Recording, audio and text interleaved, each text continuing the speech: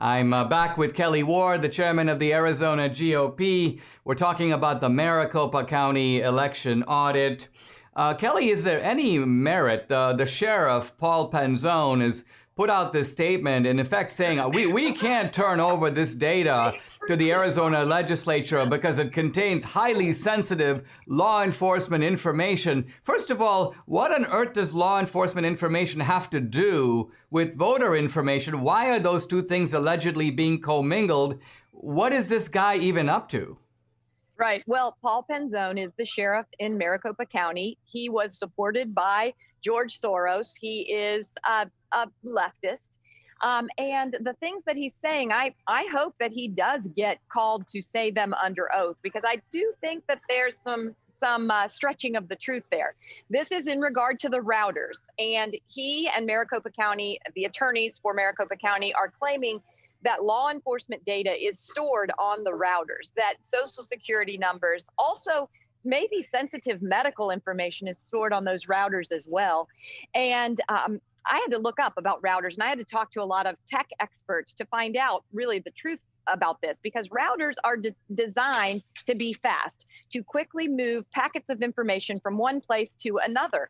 And only a very novice IT person would store that kind of data on a router in general, let alone on a router that belongs to the elections part of the county. The county has a very complex, very large database. It's a huge, and this information should not be on those routers. And for me as a physician, I can tell you, if medical information is stored there, then perhaps Maricopa County needs to self-report some HIPAA violations and get that fixed, because the election routers should be stored separately after the elections are over, and they should be secured, not being used in day-to-day operations of the county. Now, in this letter that Arizona Senate President Karen Fann has sent, she refers to the fact that there was apparently a whole database, seemingly a significant one, illegally deleted after the subpoena was issued to produce this information. Now, my question is that true? Who deleted it, and what's on that database? Well, that's what we're trying to find out, Dinesh, exactly that. So Karen Fann, the Senate president, has invited the county to a meeting that's going to be live streamed on May 18th at 1 p.m. Pacific time, 1 p.m. Arizona time, so that they can explain this, because it's the election management system. It's a database within that. There is one large computer and then multiple client computers that feed into that. The client computers all reference the vote and tally database, which is basically the vote and tally of the 2020 election.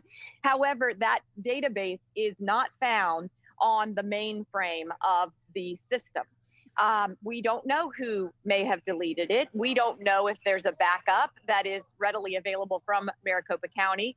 I was informed this morning that there is an outside entity that has access to that file, and that may be the only file that exists that includes that original voted, not voter, but voted database. So there's a lot of questions. I hope we get a lot of answers. Now, we're waiting to know a lot of things, but let's just start with what we do know, and let's just start with the obstacles that we've seen in Maricopa and the problems with this audit. Doesn't that, on the face of it, tell you that we need to have similar audits in Michigan, in Wisconsin, perhaps in Minnesota, certainly in Pennsylvania, that there's enough smoke to tell you that shenanigans were afoot? And this needs at the very least to be looked at. Whenever I keep hearing this has all been looked at, I say, looked at by whom? Looked at when? Looked at where? Adjudicated exactly by whom on the merits? So isn't the significance of Maricopa enlarged by the fact that it's sending a message to other states that they need to look at their returns? Yes, 100%. I mean, I think we should look at all of our counties in Arizona. We only have 15 counties, but even the counties that went for President Trump, we should be looking at every single one of those. And all of the states that you mentioned, as well as Georgia, as well as Nevada, maybe all 50 states need to be looking at their elections. Certainly the states that utilize Dominion products for their election, they need to be looking. But with Maricopa County, there are so many things. They're refusing to comply with the subpoena from the legislative body, the Arizona Senate, the way that they have stored the ballots and the way that the paper ballots, because in Arizona, we do have paper ballots as a backup. And thank goodness we're able to look at them through this subpoena. But those ballots were stored in containers that have the seals broken already. There are more listed as digital ballots than actually exist as paper ballots. There are huge problems there. And then all of the digital problems that we're seeing with the database deletions, et cetera. We've got to get to the bottom of it. I hope we are the first domino to fall. I'm glad we are the tip of the spear. We've got fighters here, me as the chairman, but also we've got Andy Biggs and Paul Gosar on the federal side. And then we've got our state legislature who is staying strong. And I hope that we shore up and empower other states to want to do the exact same thing that we're doing here in Arizona, in Maricopa County.